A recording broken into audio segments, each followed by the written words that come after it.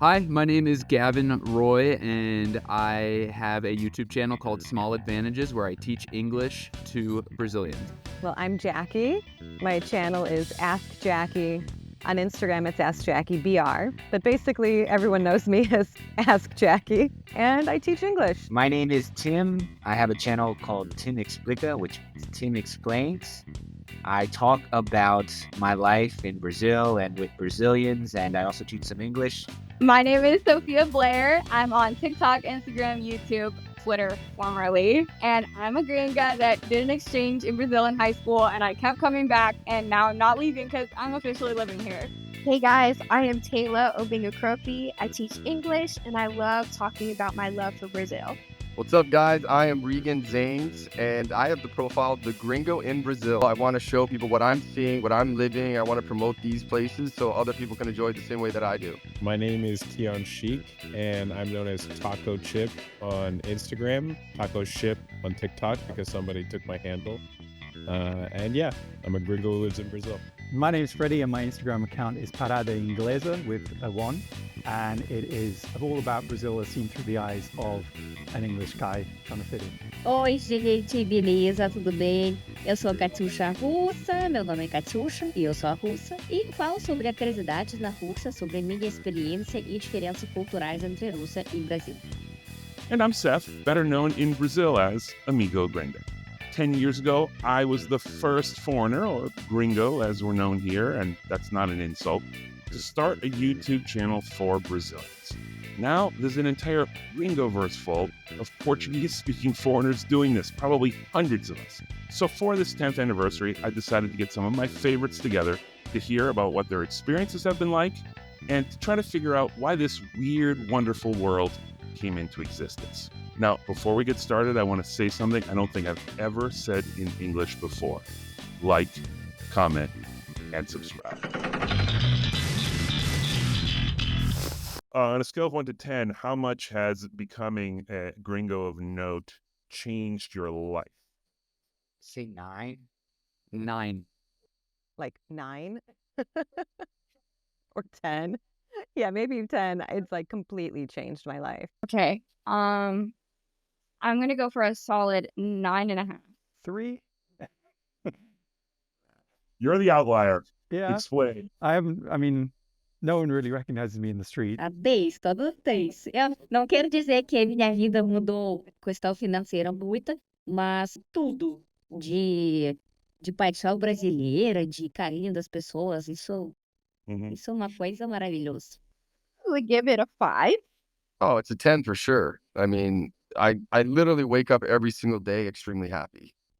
That's a tough question because I'll say it's a 0 or like a 2 for the United States because it's like I'm Hannah Montana because when I go back to the United States, nobody knows me. But here, at least in São Paulo, people recognize me. Like when I'm on the street, it's not like every day, but at least maybe once a week, somebody will be, oh, you're that guy who made the video about this. I would probably give it a 4 in Brazil. What were you doing before you became a known gringo, if I can phrase it that way? A known gringo.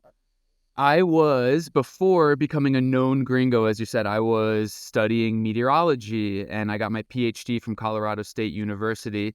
The day I defended my PhD was my last day as a scientist. The next day started my full-time YouTube career. I was a mom, and we had a school, like a language school, and I was just teaching at our school and living a regular life. And then once I decided to create an online course, I knew I needed to create a presence online, and that started YouTube and Instagram and Facebook, and everything kind of took off from there.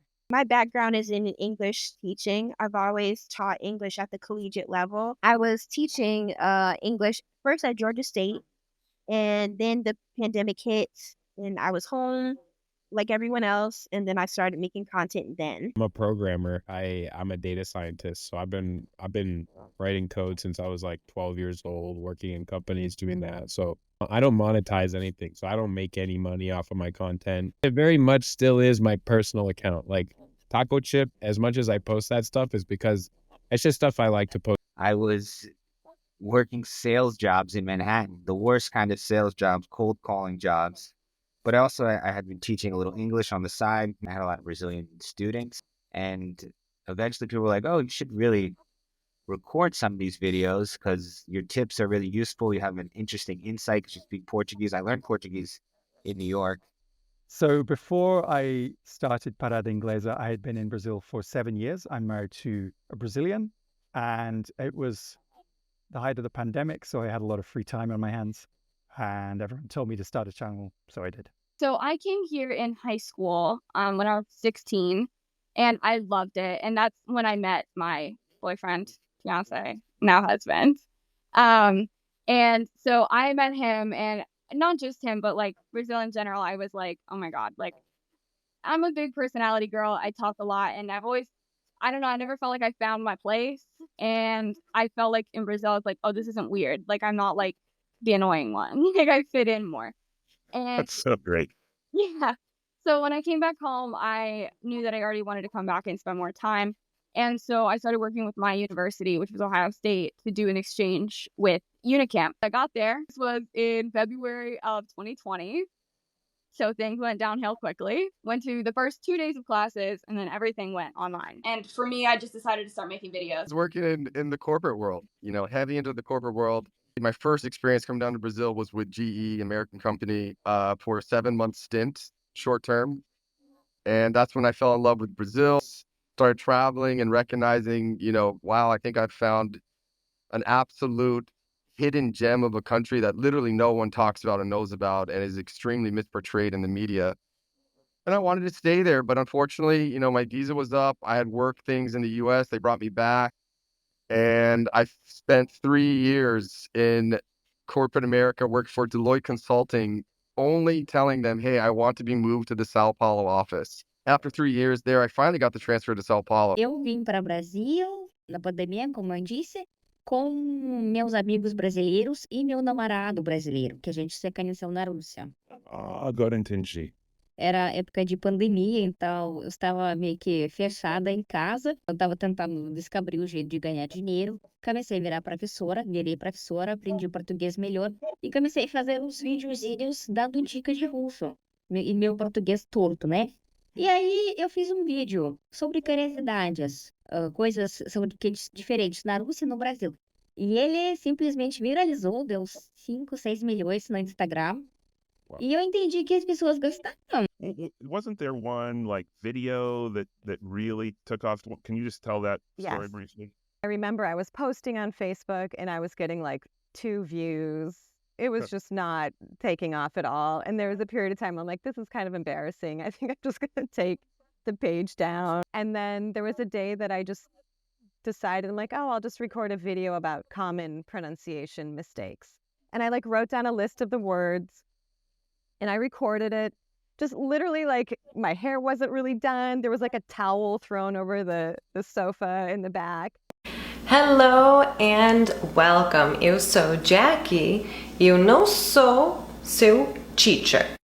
Eu sou sua teacher. Teacher, não teacher. And that video ended up going viral on Facebook. It has like 8.5 or 8.7 million views. What year Yeah. would this have been? So this would have been in probably like 2016, maybe? It's just like the things that I did Right. 2014, late 14, but mostly 2015. They weren't brand new. Like there's been a history of people from outside of Brazil doing stuff like this, but it was never on social media. It would be like, I remember some American who wrote a column in the newspaper, and it was all the same sort of stuff we would talk about, like cultural differences and whatever. Yeah. There was something new about it on social media. I started my YouTube channel in January of 2015. This was in the wake of going to the World Cup, falling in love with Brazil. When I started my channel, I thought it was a place for me to put on the internet my tentativas, my trial and error of learning Portuguese, using conversation partners, using flashcards. Everything that we now know is more effective than textbooks. And I thought that the YouTube channel would be for Americans learning Portuguese. But Whoa. the comments were only Brazilians saying, wow, that's so cool that you speak Portuguese. can you make English tips? E aí, pessoal, tudo bem? Eu sou o Gavin com Small Advantages e eu sou falante nativo de inglês e hoje eu vou falar sobre uma dúvida de pronúncia em inglês americano. I had no idea it was going to be a channel to learn English, and that's why the name of my channel, Small Advantages, has nothing to do with English. In around July, the amount of people watching my content was to the point that I'd be making the same amount of money if I focused just on that as I was as a graduate student with my graduate stipend at the time. A friend of mine had me on her live one day, and she said, "Hey, come to my live and teach a few English words on my live." And from there, her followers started following me, and they started asking me for more tips on English. For about 3 years, I was making content, hit about 5K followers on my Instagram. But at the 3-year mark, one of my videos went viral, and the growth was instantaneous. What was the video about? It was actually a rant video. In Portuguese, I was ranting about how my dad always FaceTimes me randomly to talk to Brazilians that he meets just randomly in the road or, at the supermarket, wherever. No caso do meu pai, sempre que ele vê uma pessoa brasileira, ele liga pra mim pelo FaceTime pra eu conversar. Aí eu lá, oi, tudo bem? E aí, o que eu falo? And it went viral. It hit about a little over 4 million views. There were 2 videos that really took off. One was I called out this guy who was doing sex tourism here in Brazil. I made this whole thing and it blew up. It even went on to Fantástico, not me, but the story itself went on to Fantástico. These guys doing sex tourism. So that was really big. And then at the same time, I had started making videos in Portuguese about some stuff. And then I would get comments from Portuguese people saying, "Oh, you need to learn Portuguese. And then I would make video responses on TikTok being like, listen here, I don't want to learn that. I want to learn Brazilian. Eu escolhi aprender português do Brasil em vez de português de Portugal. Eu não tenho interesse na língua portuguesa. Eu amo a cultura brasileira. And then obviously Brazilians hear that and they go, yeah. And so those videos helped to give me a boost. My one viral video, which kind of convinced me to keep going, went viral for reasons that I don't understand to this day. What was it about? It was a video about how Brazilians eat pizza in Brazil and abroad. Você não vai comer? Não, ele tem que servir pedaço para mim. But it turns out I had massively, my assumptions about how Brazilians eat pizza were kind of wrong. And so most of the comments and engagement was about that rather than the video itself. The Olympics were happening in Brazil. And Mr. Teacher Paulo, he was like, "Oh, come on my channel. I want to do some videos about the Olympics. I want a gringo's perspective," because a lot of gringos were going to Brazil for the Olympics. And I did a video kind of how you could start conversations with a gringo in English. Great. And he helped me start a channel. And after like a month or 2, I got up to 20K. And then like right before Christmas, like the 3rd or 4th month of my channel, I made a video analyzing a famous YouTuber's English in Portuguese in Brazil, Felipe Neto. Sem enrolação, será que Felipe Neto fala inglês bem? Ele fala bem pra caralho. And he ended up sharing that video, and that went super viral. Like I had the notifications on my phone and like just blew up. Something was going. I was like, this is not normal. I always had this idea since my first time in Brazil in 2014 was I got to do something to show people what I'm living, to show people Brazil, to really get to know the Brazil that I'm living and I'm seeing, because I think that no one knows what a special country this is, and I would like to be a part of promoting that. I got up to 10K pretty quickly. Then people started calling me for trips. People started calling me for partnerships, inviting me to places, and I was like, you know what? Like, fuck it, I'm gonna do this. Like, I'm gonna go for it. I got lucky. It was very quick that I started making content and people started paying attention to it. The 3rd video I posted on TikTok. Dominique, Nique s'en allait tout simplement, routier, pauvre et chantant. En tout chemin, en tout lieu, il ne parle que du bon Dieu. Got like 500,000 views, and I was like, oh, like people are into this. What explains this very positive, almost synergy between foreigners who are producing content for Brazilians and Brazilians who mostly love them, but also sometimes don't like them? It's just this world of swirling information and content. What's the connection between foreigners and Brazilians? I remember being a kid and hearing my parents tell a funny story about something I said or did, or a great story. Gavin did great in school or something like that to a friend or a relative. And it would make me feel so good to hear someone speaking so highly of something I did as a kid. I think Brazilians like to hear people speak well of them, possibly more than other cultures, and we can get into that more. There's this culture of vira-latismo, of thinking that you're worse than perhaps you actually are. And so it's this positive reinforcement from an external source that pre-YouTube 2013, 2012 didn't really exist. Right. Portuguese is also a relatively easy language to learn. It's not Mandarin. It's not Tagalog. Alarms going off. Alarms going off. Brazilians think it's hard. Yes, and you know what? Something that Americans hear all the time is English is the hardest language in the world. Blah, blah, blah. No. It's there, and proof of this is how many people are able to learn English and how many people are able to learn Portuguese coming from the opposite way. And so this facilidade, this this easiness, how am I having this ease of learning Portuguese? Yeah. And Brazil being such an exotic place creates so many people willing to talk about how great the culture is. I don't know. It's hard to talk about this, right? Because there's a somewhat controversial term I'll mention here, that whether you're on the left side or the right side of the politics in Brazil, you're gonna hear an insult of them calling each other vira-lata. This is implying that the person is not nationalistic enough, right? Or that this person looks to other countries and thinks that they're better than Brazil. And so I think this interest with gringos is that, Brazil is this huge superpower, which it's this huge country, almost the same size as the US, with almost the same territory, almost the same population. And yet it still feels like it's been forgotten on the world stage, right? In comparison with Canada and the US and Europe and stuff. So when they see gringos taking an interest in Brazilian culture, it's almost validating to a certain degree. But there is a sense of like, okay, is this validation healthy, right?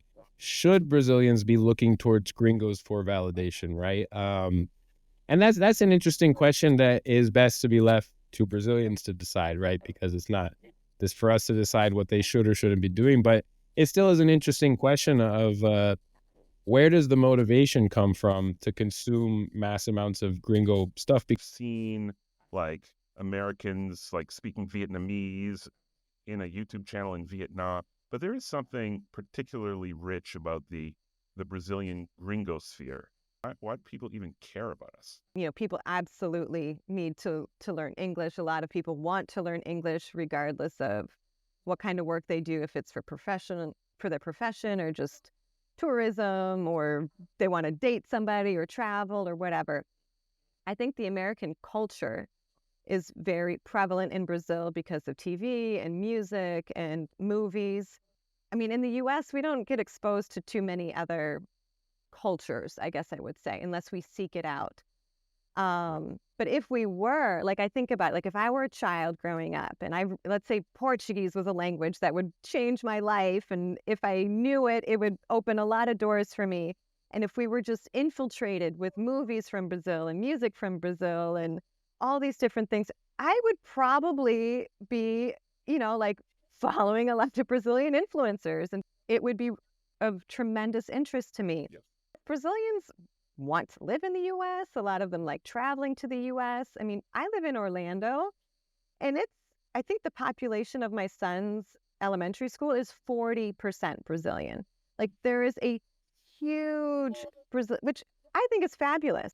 But Brazilians love Disney. They love the US, most of them. There's some question as to whether you even live in the US. I live in like the Brazilian part of the US.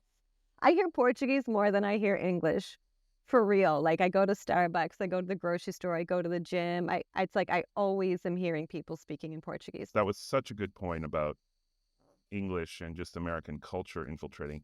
Here's my second thought. I think that Brazil is such a huge country. It's hard to leave. Imagine it, you live in like Portugal. Well, you can go to Spain. Right. You can go to England for almost, Right. $100 flight or something like that, which even relatively low income people can save up and go to England. Right. Whereas so many people who live in Brazil live so far away from even the big cities that they are seeking this connection with the outside world almost. And I remember one time I said in the video, like, here's something to talk about with your gringo friends. And someone wrote in to be like, you're my only gringo friend. Like, I don't know any other foreigners. You're the only foreigner I know. Well, that was, of course, before there's a million foreigners on Right. social media. But, and then even today, like, Yeah. there's a thirst here in Brazil for exposure to the outside world in Yes. general that we don't really have in the US. It's true. It's very true. I mean, I'm probably overgeneralizing, but the bordering countries of Brazil, I don't hear too many people that are interested in learning Spanish, for example. Like maybe a little bit, but they're not like, oh my gosh, my dream is to move to like Bolivia or Paraguay or, like they just want to, if they want to leave Brazil, it's usually to go to the US or to Canada or to Europe or someplace else. Typically English speaking. I do follow a few Spanish people. There's someone from Peru. Yeah. There's someone from Argentina. They're teaching Spanish, but that's just like the people who teach Italian or the people who Right. teach German. It's kind of a secondary thing. Those of us who come from the US, we do get special treatment as soon as, and it's not to, I mean, I appreciate it, but it just kind of is what it is. If I were to go to Brazil and say, oh, I'm from Mexico or I'm from whatever, Guatemala, like I don't think people would have been so interested in getting to know me as they were, I'm from the US. So it's just like, oh, that's more exciting. Like, do you have any thoughts on why so many Brazilians follow us? Statistically, aren't Brazilians like the most social media using society in the world? Like, so I think it's like inherent that if you do get a lot of followers from Brazil, it's because they're always on their phones. So, that's one thing. But we do have a lot of influence in pop culture, mainstream culture. And so I think Brazilians enjoy seeing how their culture meshes with mainstream. And of course, like one of the biggest references of mainstream is the United States. A lot of Brazilians also don't have the chance to travel. Honestly, like I always go back to like statistically, like economically, traveling just doesn't make sense for most people. People just don't travel in general, so they're not exposed to foreign cultures in general. I could honestly flip the script and say there's plenty of people in the U.S. who haven't gone to Brazil, Or haven't left the country. who haven't left the country in general. Exactly. Maybe that's a big difference. Brazilians are very into learning about other countries, and Americans are. And that we're so monolingual, like mono everything. Why are there so many of us, and why do so many people watch us? What's the chemistry there between foreigners and Brazilians? I would put two factors. One is the niche novelty factor when you're talking about a specific topic that doesn't get as much media attention. So Brazil, for being one of the biggest countries in the world, doesn't get, you hear much more every day in the news about like Israel, which is like 8 million people. You hear much more about France, which is, I don't know, like 60 million, I'm not sure, like Italy. But Brazil is, over 200 million people. There's a lot of Brazilians. It really doesn't get a lot of media coverage. So I think people that give genuine media coverage is interesting. That's one factor. So a niche, I think that even works in, if you were to make a channel about like Tennessee, people might be interested because nobody talks about Tennessee. And the other thing is I call it the Sofia Vergara factor. If you say things in a funny accent, people are just going to be like, that's hilarious. Like this, like I get more laughs from saying something incorrectly than the most well-crafted joke you could ever put together. So a lot of Brazilians had never heard a foreigner speak Portuguese. I realized at some point that like we grew up in the U.S., we know what a French person speaking English is like. We know what a Chinese person speaking English is like. Just from our day-to-day lives, here, they don't really know. In any case. And Isabella, now my wife, she would always say, it must be so nice for you because you grew up with like all the TV shows were about you guys. Like, I think that what's endearing is when gringos, when we're able to like go the extra mile beyond learning grammar and whatever, and understanding like cultural nuances and understanding like references, where they come from, how to make a joke like that's relevant with the history of Brazil. Os brasileiros gostam muito dos gringos. E eles sempre acolhem a gente. E eu percebo que tem muito conteúdo. Tem muita gringos que estão chegando. Todo mundo começa a fazer conteúdo porque tem coisa para cantar. Eu até comparei isso com a mídia russa. Até hoje, eu acho que eu vi na internet só uns 3 gringos.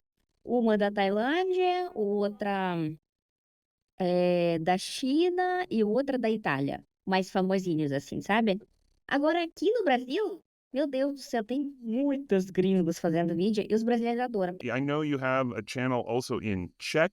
You've had this experience. How would you compare the Czech audience with the Brazilian audience and those interactions? So I created in 2017 a YouTube channel that I was hoping would appeal to people in the Czech Republic. At the time, I wanted to prove to my audience on YouTube, my Brazilian audience, that you can learn another language from scratch using the methods that I was trying to pass on my channel. And I also wanted to remember what it was like to be a beginner in a language you had zero idea. Because as a teacher, it's hard to remember what it was like to not know anything. So my experience of learning Czech and starting this YouTube channel kind of showed me this other world of what if I was doing what I was doing in Brazil, only in a different country. Ahoj všichni, tady Gavin. Tak, už se tohle stalo. Na závěr, byste mě mohli naučit český jazyk vám. There's a lot of foreigners in Prague, right? I mean, there's no lack of foreigners there, but they just They're not speaking. really look. Yeah, they're not speaking Czech. They're not speaking Czech. And I would say that Czechs have a bit of the same viralacismo that Brazilians have. Why would you want to learn about the Czech culture or anything? We're a landlocked country. You know, why aren't you learning like Croatian or Italian or Japanese or something like that? And I think it's meant a lot to people in the Czech Republic to have a foreigner who comes in and doesn't just get drunk in Prague and then leaves, doesn't learn anything about the culture. It means a lot to know that someone else is learning something about you, wanting to know about you. It's a two-way street. It's not a one-way street. And so my Czech YouTube channel exploded over 2018, 2019. People are just so grateful that you're taking the time to learn about them, learn these peculiarities of their culture, and learn their language, because everyone is learning English now. And it's just nice to see that reciprocated in the other direction and your own culture valued, not just focus on the U.S. How much has becoming this social media person changed your life? Fundamentally, who I was before coming here and now is two completely different people. Like, I've been to over 30 countries, which I'm sure there are people who've been to more, but like, I haven't had time. Yeah, but now when they're like 24 or however old you are, I don't know how I'm old you are. 22. Yeah. 22. Yeah. Yeah. So there's no way I would have been able to do all of that working remotely, like understanding how travel works and all of that, and working with brands online and stuff. Like, I am such a more well-rounded person. And I think speaking Portuguese, like, it changes the way you think. I wasn't enjoying what I was doing with my meteorology track, so it's a parallel universe where my hobby becomes my job, and I can make money from it and support a family from it and become a B-list celebrity in a different country because of it. I often joke that I live a double life because I am in no one where I live here in Colorado in the United States. But I get on a plane and make my connection in Atlanta or in Houston, and the Brazilians who are on that same flight start to recognize me. The stewardess recognizes me, and I land in Brazil, and it's a whole crazy thing. And that a teacher who is helping people is recognized on the same level that an athlete might be is a pretty cool world to live in. We were struggling financially for a very, very long time. And all of a sudden it was like we were making a good living selling the course and everything online. However, I do always want to preface it because some people think that it's like really, really easy to make money online. It's not. And it's hard to sustain that. Like 1 year on the internet is like 10 years in real life.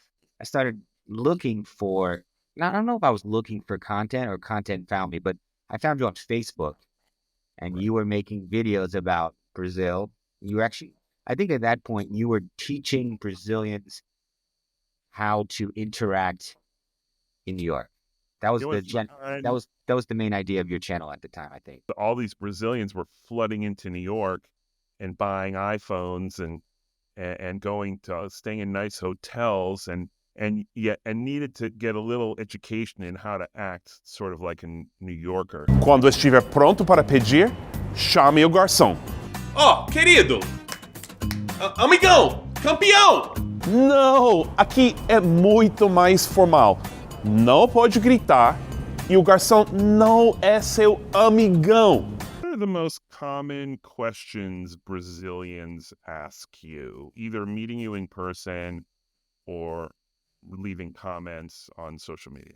One of the most common questions when I started my channel in 2015, and there were way fewer of us doing what we were doing, is why? Why are you learning Portuguese? Why do you love Brazil? I made a video in 2018 called Brasileiros Odeiam o Brasil. Do Brazilians hate Brazil? Because I would also see a lot of people not believing that anyone would want to learn Portuguese, would want to spend time in Brazil, when from my perspective, it was such an exotic, fascinating, diverse, wonderful place to be. I couldn't believe that people were disparaging their own language and their own culture. I'd never experienced that before. People ask a lot, definitely like backhanded towards their own country, but people ask a lot like, why would you come to Brazil? Of all places, why Brazil? And I'm sure everybody who's in this space gets those questions. And I'm always like, I mean, you could say that about anywhere. Like, sometimes I think it about the U.S. Like, I mean, coming on vacation there obviously is perfectly fine. I'm just saying whatever. But like, if I were a parent in another country thinking about like sending my kid to school somewhere, like I would be genuinely scared thinking about like school shootings and stuff in the U.S. Like, I don't know if I'd want to send my kid to go to school, to specifically go to school in the U.S. I mean, I'm not saying, oh my God, it's so dangerous to visit the U.S. It's not. But like for a year of school, I don't know. I would think twice. So there's something to think about that for every country has something like that. Você vai gastar dessa. Se os russos tomam vodka no café de manhã? Essa é a pergunta mais importante dos brasileiros que eles querem saber. Nossa. Outra coisa, como eu aprendi português e como que eu fui parar aqui, como que eu me perdi aqui na cidade do interior ou, sei lá, em algum canto do Brasil. Do you get the same questions a lot? If I have a relative that's Brazilian, which I've kind of hooked on to that and made some content about that. So now I like to show my family members and show them messing up in Portuguese, just so people can see like, no, like I don't have any Brazilian relatives. What is ice cream in Portuguese? Sorvete or gelatina? Definitely gelatina. Sorry, it's sorbete. But it's like gelato, so it's like gelatina. I get a ton of questions from Brazilian women asking how they can make their American men learn how to speak Portuguese as well as I do. I didn't learn Portuguese because of my girlfriend. I learned Portuguese because I started loving Brazilian music, and then I took it upon myself to learn Portuguese. She even like one night she had an emotional talk, and she was like, I really appreciate that you speak Portuguese, you know, because you're able to have a relationship with my parents, because my mom came to visit and she doesn't speak Portuguese and her parents don't speak English. So the two of us were spending the whole time translating for them. And I was just trying to like, I guess she was imagining what the relationship would be like between us had I not been speaking Portuguese. And so I think that's a big yearning that a lot of people have. And it's sad to say, but most of the time it is Brazilian women with American men. American men have a tendency to not put in enough effort to learn the language. And that's a criticism that I will give freely, that, American men, you got to step up Gotta learn the language because you can't be a part of this culture. It is such a big culture to miss out on, you know? A lot of people ask me, like, why are you living in Brazil, given that you have the option to live in the UK? And I am always shocked by just the assumption that living in the UK is better, because I've lived in both. And for me, living in Brazil is much better than living in the UK, to the extent that all my friends and family have left the UK since I've been here, because it's just kind of miserable. And that's what I tell them. I said the food is better here, the people are nicer, the weather's nicer. Oh, they want to know why I'm in Brazil, even though I've explained that. But it's like one thing about the internet is like people might have only seen one video of yours. So they don't have, there's a few people that have your whole story, and there's other people that have just seen a part. So people want to know why you're in Brazil. People want to know what you think about Portuguese, your favorite places you visited in Brazil. What kind of foods you like. People always ask about foods, and usually they don't ask questions. They give you recommendations like, oh, you should go here, you should do this, you should do that. They love to kind of tell me where I should go. And those tips are definitely helpful. Alguma pergunta política complicada? Você evita de falar da política da Rússia? Oi, o tempo todo me perguntam sobre isso, só que exatamente eu evito falar sobre política porque traz coisa negativa e hate, então eu estou tentando manter esse paz, sabe? Positiva, coisas engraçadas, humor no meu canal. Quando começou a guerra, eu tinha alguns comentários negativos sobre mim por ser russa, mas agora já acalmou. I was trying to think about what we have in common, like the people who are the gringos and we're of course all very different, but we all have to be somehow open culturally to other things and other ways of being, and understand that there's no one way to be, and that just makes for a relatively open and maybe even fun person. We're friends, but are you friends with a lot of these gringos? I mean, do you like them? Yes, I like all of them. I mean, they're not people I talk to every single day, but I do feel like we share like a really common bond, and it's such a unique thing. It's like, wait, you have a big social media presence in Brazil as well, and you're American or you're whatever. It's like you understand these cultural differences and all these nuances that somebody who doesn't have that experience wouldn't understand. But what you were saying, like, I do think there is something that draws people, not just to Brazil, but people who want to live abroad or who want to study other languages and other cultures. At least for me, there was just this like feeling of just really wanting to test my limits, to get out of my comfort zone, to go someplace and just see things through a different lens. And I've noticed living in Brazil and living here, the people that have that mindset, that kind of like want that adventure, that want the difficulties because they know that there's growth on the other side of it, and they kind of embrace it, they thrive in those environments. And the people that maybe came to the US because their spouse wanted to come here and they didn't really want to, or the Americans that moved to Brazil because, I don't know, they were forced to. Job transferred and they didn't really want to be there. They struggle a lot more because it wasn't their choice. Those people are annoying. You don't have to say it. It's just like they didn't want it. You know what that made me think of is that maybe there's some of that quality in the people who follow us as well, right? Like maybe that's the synergy. Like both sides are curious about other cultures and other languages, and they're open to a little bit of that discomfort, because I know that from the very beginning, I got a lot of pushback on some of the stuff I would do. You know, my stuff was, when you come to New York, you'd better not do this habit that everyone has in Brazil. You know, I meant it as, that's because as a traveler, you have to adjust. Right. But the people who took it as you're insulting Brazilian culture, they left. Right. You know, that's that kind of person. And by the way, we have that person probably more in the US than they have it in Brazil. You know, it's like, come on, don't insult the United States of America. Right. Right. There's some people who I meet like physically in São Paulo, like, you know, Freddie, the British guy. Parada Yeah. Inglesa. Yeah, I know him because we just go to the same bar, and so I see him every once in a while. And we made a couple of videos together. I like him a lot.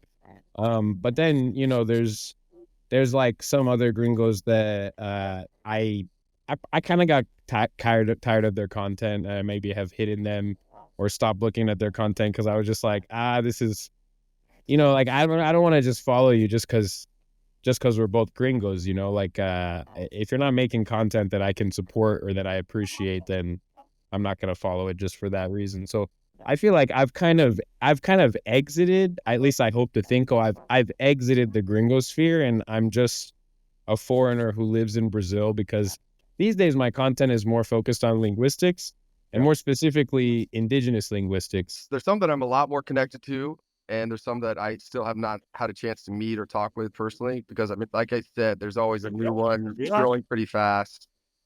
But I mean, I think like the original ones, you know, like Tim and I go way back. We spent a lot of time together. Tim Explica. Oh, Tim has And- lived in my house for like 6 months. Then he lived with me for a few days in Sao Paulo too. Is there anything we all have in common? What I would say is Brazil has made us all feel comfortable being ourselves, maybe. Mm-hmm. I like that. I'm friendly with everyone for sure. I've never had any problem with any gringos. But there's certain people that I talk to on a regular basis. Like, I mean, we talk all the time, and there's certain people that I'll reach out to for like a business thing or something like that. So it really depends. There's levels. It's like your coworkers in a sense. Like, you kind of want to figure out how they got down this crazy rabbit hole as well. Is there some trait we all share or that many of us share that allow us to do this? I would segment it to like the crazy gringos and the normal gringos. You know, gringos that are like pretty, that like, I know like Gavin like gave up a career in like rocket science or something, or atmospheric science. I was cold calling in Times Square. So I think it depends on the, but I think a curiosity for sure. People, we definitely have a curiosity for the world outside of where we were born. I think that would be true. Not Yeah. something you could say of every American, Tim. No, if you run into an American, there's a good chance you're going to run into someone who doesn't know the capital of any other country. But there's a lot of Americans out there that I've met on my travels that are very worldly and adventurous, and I definitely get along really well with Americans. So I love to meet Americans when I'm traveling, because it's kind of like, hey, what brought you here? Sit down, let's have a beer, let's catch up. Eu acho que essa comunidade que a gente, de vez em quando, a gente se encontra, porque cada um tem vida carida. E, sabe, eu me sinto como uma famíliazinha, uma comunidade nossa, sabe? Todo mundo, assim, foi pego de várias cantinhas do mundo e juntado aqui no Brasil. E é muito legal, porque a gente consegue compartilhar as mesmas problemas, as mesmas perrengues que a gente passa e todo mundo entende. Do you like being recognized? Yeah, I guess it depends. It depends on like my emotional state. And I do feel like living in the States, and I think just being older and now being more used to it. Like now, if someone says hi to me or wants to take a picture or whatever, like I love it. And they're all so sweet and everyone's really, really nice. There was a period of time, I think, especially when I was living in Brazil, and things happened so quickly for me. There was no like stage of adjustment. I went from like 0 to 100 in like a week. And I'm the type of person, like, I don't like to be the center of attention. Like, I do really well in like one-on-one or small groups, but public speaking or even having everybody looking at me, like my anxiety, it's like through the roof. I get really nervous, but I never was upset about people saying hi to me, or like I've never ever had a bad experience. Like people have always been so lovely and so respectful and so nice and amazing. And when they do come and say hi, like I feel great. It's just that feeling of like sometimes people are looking and you don't know, and I don't want to like wave. Right. Do you ever get this thing where you get a message on Instagram that says, "Hey, were you at the corner of this today?" And then they'll send me a picture of myself. No, that's it. Were you at Walmart in your pajamas this morning? You don't have a bodyguard, for example. Right. You don't have, a ton of money, but you're recognized. It's like this purgatory of fame, I think you had said it as. That might be something I say. I like being recognized because these are students who've benefited from my work. It's a great way to remember that people are people and not numbers on your channel. I also love that I can turn it on and off. I live here in the United States and I can go to Brazil for 2 weeks. At the end of the 2 weeks, it starts to get a little like, okay, I'm going to wear a baseball cap and just get me home. Like, it's been a lot. It's tough to have to be smiling face and ready to talk with everyone all the time. Sometimes I want to be tired and have a beer and pass out on the plane. Yeah. You know? So just yesterday, I was walking back from lunch in like my flip-flops and t-shirt, and a guy pulled over as if he was in a car to talk to me. I'm like, I mean, that was Exactly. cool, but it was also weird. I didn't know if I was being like assaltado or Yeah. what. Yeah, and when I'm with my kids in Brazil, that's when it really starts to get a little gray area where it's not as great sometimes to be recognized. But solo, you know, Have you? I'd enjoy it very much still. Every once in a while, I'm on the metro and I see someone just staring at me, and I always think to myself, like, I don't know if they recognize me or not. I don't want to assume that they do. You know, I gotta be humble, but at the same time, like, I gotta be aware of what I do in public now, because somebody's gonna like be like, oh, I saw Taco Chip doing that thing. I'm not like one time I went and I had lunch with Paul Cabanas. Yeah. And it was insane. Like, literally every second somebody stops and go, você é o cara francês, você é o cara. Nobody knows his name. And I thought to myself, like, I don't know, I was like you, like I was posting videos, like 2 videos a week or even more sometimes. And I got to a point where I was burned out and I was like, is this really like my goal right now, is to become inconvenienced by my presence, you know, my own presence becoming an inconvenience to myself? I think when people legitimately like your work and if you change their life in some way, either you change their opinion on Americans or change their preconceptions about traveling or help them learn English, that's amazing. But just being famous for being famous, like, oh, I want a picture with you. Sure, I'm going to be polite and always, you know, give that picture, but it's not something that I wake up and want to be recognized in the street. I appreciate helping people, and I appreciate when people value my work. That's exciting. Quando me começaram a conhecer foi muito louco, tipo, ele me conhece, ele quer tirar foto comigo? Quem que sou eu para tirar foto comigo? Lá, sabe? Era muito louco. Depois, quando você começa a aceitar esse fato, eu sempre falo, bora conversar, sempre converso, sabe? E é muito legal porque a gente também está nessa situação. Imagina, você passeia na rua e vê um famoso e você quer tirar foto. Então, a gente também já esteve nessa situação e precisa ser muito humilde com a pessoa. Imagina, ela quer sua atenção e você tem que dar atenção, e é muito legal. Eu sempre falo, venha conversar comigo, que a gente vai bater um papo. Do you find yourself defending Brazil ever, like when a British person says something about it, or even when a Brazilian person says something about it? And I do find myself defending it. It's just like a knee-jerk reaction, I guess, to it's something Brazilians do a lot, and I guess I've kind of picked up on. They are quite defensive, but I think justifiably so, because the good parts of the country often don't get as much press as the bad stuff. So. Well, I think the most stereotypical one is, oh, aren't Spanish and Portuguese like the same thing? You know, because they'll ask me like, oh, how many languages do you speak? And I'll say 3. You know, Spanish, Portuguese, English, and they're like, oh, but those 2, aren't they like the same? And I'm like, no, and don't ever say that to someone who speaks those languages, you know, because Wow. they're like, someone's language says a lot about their identity. And so I hate when people from the United States mix up someone's identity. I don't feel the need to change people's opinions. It's too much work. If someone's curious and they show a genuine curiosity, I'll give them the best information. But people that are closed-minded, whether they be Brazilians or Americans or any other ethnicity, nationality, I generally don't try to change people's minds. It's a lot of work. Usually people that have very strong opinions, they come from a place of ignorance, not a place of knowledge or experience. So Right. I don't really try to change ignorant people's opinions. In my experience, that's just a losing battle. That's That's not only a great point, but that makes your life much easier. Como os russos, eu nunca precisei defender o Brasil, porque todo mundo gosta do Brasil. É um país muito pacífico, né? E com brasileiro, sim, já precisei. Quando, por exemplo, eu lembro eu fiz um vídeo falando que o preço da carne no Brasil é muito mais barato do que na Rússia.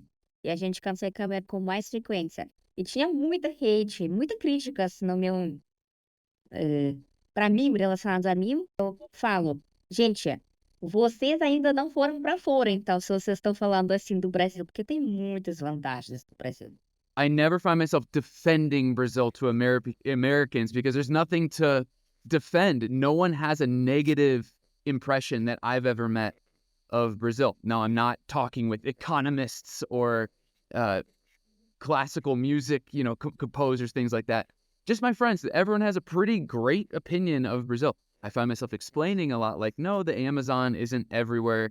Yes, they speak Portuguese, not Spanish. Is the person that we see on screen really Tim? Is Tim Explica really Tim Cunningham, or are there significant differences? Well, that's like a Freudian question. That's a little deep, you know. I think Tim Explica is a version of Tim Cunningham that appears on camera. I don't think you can be that person all the time, right? But I think I'm pretty transparent with my life and my videos. I definitely met some people in the Instagram, YouTube world that are completely different people. I think I'm qualified to say it's a pretty close. At least it's a real version of you. Yes, it's not everything, but it's a lot. Nothing fake. I would say it's a simplified version. I choose what topics I talk about. Like I would talk about Ravens football all day, but I know like my audience wouldn't want to hear about that. It's curated, but not fake. When we see you on the screen making these videos, how much is that the real you, or what are the differences between the person that appears on the screen and if we like spend 24 hours with you? Yeah, honestly, there's no difference. Like I said, the first video that went viral was one where I was driving and just talking. And I realized that showing my authentic self and not always being the teacher, Kayla, those actually are the videos that do the best. And so I learned very quickly to just be myself. So what you see is what you get for sure. No, I'm a lot more outgoing and outspoken on Instagram. That's kind of why I started the channel in the first place. It's to like it's to be a bit more, be a bit more outspoken and not as shy as in real life. I would say it's more like the me that's me around friends. I do feel like I try and be pretty authentic, and I think I come across pretty authentic.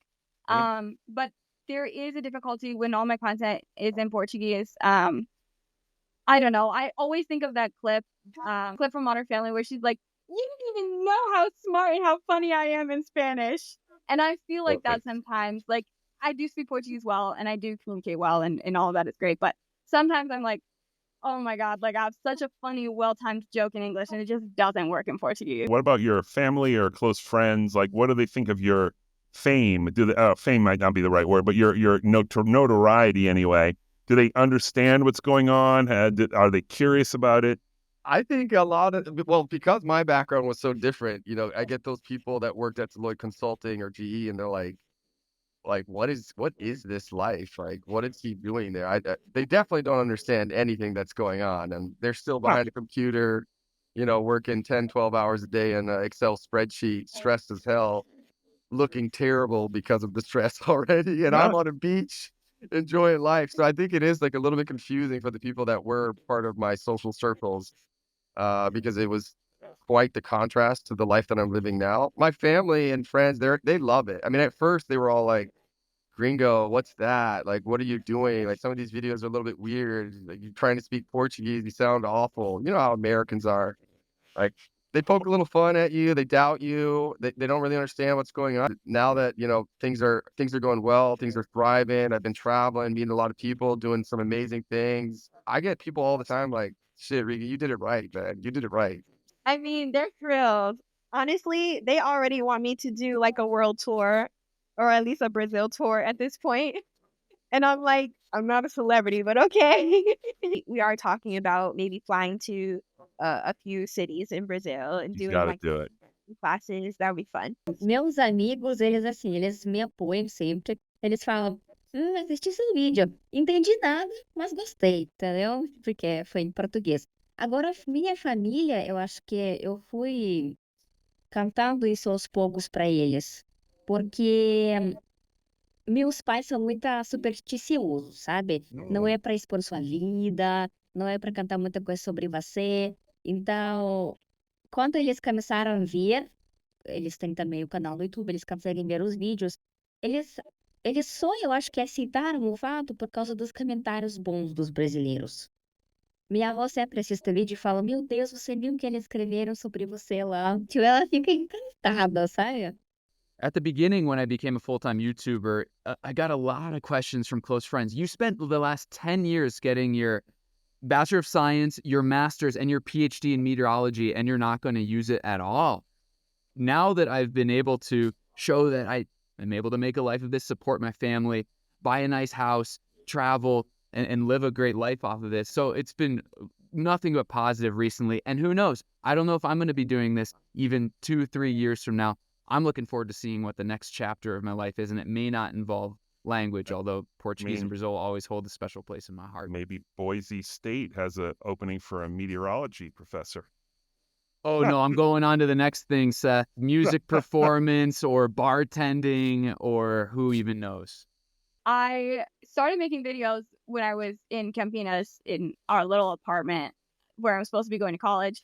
And I kept them updated. Like, I told them, like, what I was doing. And I think obviously just laughed me off because, I mean, everybody wants to be a YouTuber. Everyone wants to be an influencer, whatever. And so I was like, oh, I made this video. I got 500,000 views. And my parents were like, whoa, that's insane. Like, how many followers do you have? And I was like, 100. And they were like, oh, cool.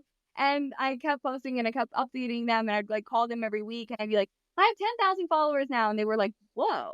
I have 100,000 followers now. And they were like, whoa, can you make any money with that? And I was like, not yet. Yeah. And I kept doing it. And then I got home and I started making videos and involving them in it. And they still don't know what the hell I'm saying in my videos, but they think it's cute. Yeah. Oh, it's very hard to explain to them what it is I do. I don't even understand it myself, to be honest. Amazing answer. Yeah. To be honest, like, and this probably won't make the cut, but like, I don't really feel famous at all. Like I say, I don't even get recognized in the street. And I have this weird niche following who's just like, I think half of them are following me by mistake because of the pizza video, to be honest. And the other half are just like, I kind of get what he's going at, but I wish he'd be a bit more straightforward kind of thing. Yeah, they all know. They all follow my videos, although most of the time they're like, I support you, but I don't know what you're talking about because, I mean, most of my videos they're not for everyone. They're not even for most Brazilians. You got to really like linguistics or history and I'm a pretty like biased person as well. So you got to be able to withstand my biases while you watch my videos as well. My brother is now has an Instagram called Kevinho Carioca, and he has like 4 or 5 Brazilian tattoos. So he's definitely embraced the role in the country and he loves it. My mother, she's been twice. She definitely likes Brazil. She doesn't speak Portuguese, so it's kind of like she doesn't know what's going on, but she finds it interesting that people want to take pictures with me.